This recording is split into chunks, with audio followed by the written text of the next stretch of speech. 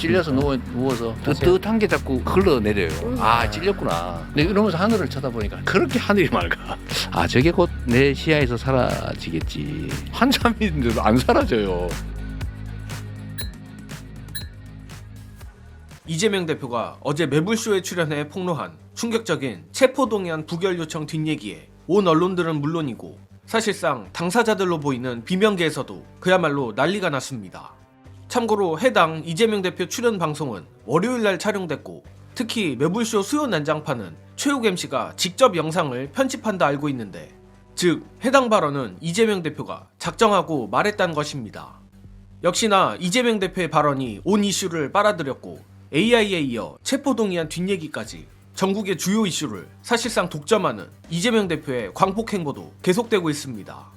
다만 이 체포동의안 뒷얘기가 워낙 강력해 잘 주목을 받진 못했지만 이재명 대표가 지난해 1월 있었던 피습 사건에 관해 밝힌 소회도 상당히 인상 깊었습니다. 그리고 저 개인적으로는 이재명 대표의 소회보다도 같이 출연한 김갑수 평론가의 논평이 더 감동적이었는데 일단 이재명 대표가 이제서야 밝히는 피습 사건 당시의 생생한 일화 먼저 영상으로 보시고 오겠습니다. 이게 죽을 뻔한 건데 오히려 나머지 삶이 덤이다 이런 생각도 좀 들고 죽는다고 생각했거든요. 찔려서 누워서 맞았나 보다 이렇게 생각하고 넘어져서 손목을 잡고 있는데 뜨뜻한 게 자꾸 흘러내려요. 아, 찔렸구나. 보통 죽는 거잖아요. 이걸 옆에 있던 사람 보고 세게 눌러라. 지혈을 어쨌든 해야 되니까. 근데 이러면서 하늘을 쳐다보니까 그렇게 하늘이 맑아. 아, 저게 곧 내 시야에서 사라지겠지. 사라지면 내 삶도 이제 끝나는 거겠지. 이 생각을 하고 있다 이제 가족들 생각도 좀 나오고 그래서 몇 가지 얘기를 하고 있는데 한참인데도 안 사라져요. 하늘이 이거 살 수 있는 거 아니야? 그 순간이 그 짧은 시간이긴 하지만 한 뭐 1, 20분 정도. 근데 그 순간 정말 온갖 생각이 다 이제 드는데 인생을 많이 반추하게 됐죠. 목숨을 잃을 뻔했던 게 정말 많은 성찰 또는 뭐 앞으로 살아갈 인생에 대한 뭐 깊은 생각 뭐 이런 것들 많이 하다 보니까 많이 너그러워졌어요. 내 삶에 대해서도. 이제 남은 건 진짜 덤이다. 사실 지난 22년 대선 이후부터 2차 체포동의안 가결 사태까지 거의 1년 6개월에 걸친 지옥 같은 시간만으로도 개인이 감당하기 힘든 고난이었을 텐데 가뜩이나 시기상으로 보면 2차 체포동의안 사태 3개월 만에 또 생명의 위협을 당한 꼴입니다. 이런 걸 보면 이재명 대표가 남은 생은 덤이다라 말한 것도 저로선 충분히 이해가 가는데 마치 고행을 겪은 수행자가 성인이 되듯 상상도 하기 힘든 정치적, 물리적 위협을 겪은 이재명 대표도 초인적 멘탈을 가지게 될 수밖에 없을 것 같습니다.